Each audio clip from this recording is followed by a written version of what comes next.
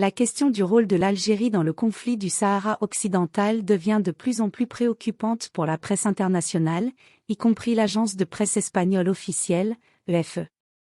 Dans un rapport sur la réunion annuelle des Nations Unies portant sur la question du Sahara marocain, EFE a souligné que le conflit semble désormais être principalement entre le Maroc et l'Algérie, comme le démontrent les tensions apparentes entre les représentants de ces deux pays lors des discussions aux Nations Unies.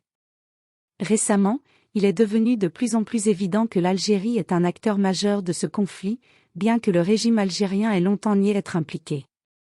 Cette implication est d'autant plus évidente au vu des récentes décisions prises par l'Algérie à l'encontre de l'Espagne, notamment la suspension du traité d'amitié et de coopération et l'entrave aux échanges commerciaux. Ces actions ont surpris beaucoup d'observateurs des affaires régionales, qui se demandent comment l'Algérie peut continuer à nier son implication dans le conflit tout en prenant des mesures ayant des conséquences politiques et économiques majeures. Ces mesures comprennent la rupture des relations avec certains pays et l'abandon de milliards de dollars qui auraient pu être utilisés pour le bénéfice du peuple algérien.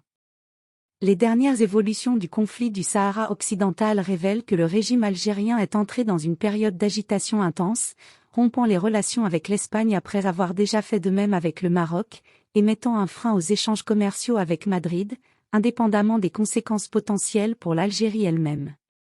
En plus de ces actions, l'Algérie a également pris la décision de cesser d'utiliser le gazoduc Maghreb européen l'année dernière. Cette décision a probablement eu un plus grand impact sur l'approvisionnement en gaz de l'Algérie vers l'Europe qu'elle en a eu sur le Maroc, son voisin, et a nui à la réputation de l'Algérie en tant que fournisseur fiable de gaz.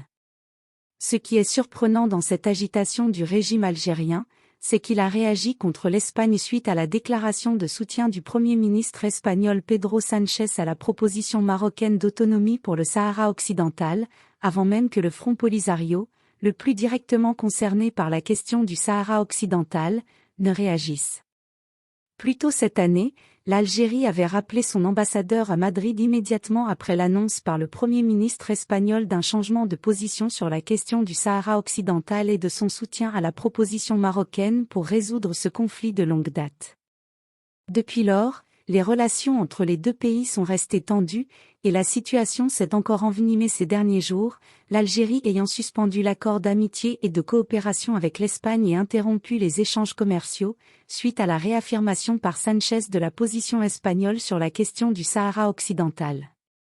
Les observateurs estiment que le comportement de l'Algérie, les décisions qu'elle a prises et la colère apparente avec laquelle elle aborde la question du Sahara occidental indiquent clairement que pour le palais de la Mouradia, cette question est d'une importance primordiale.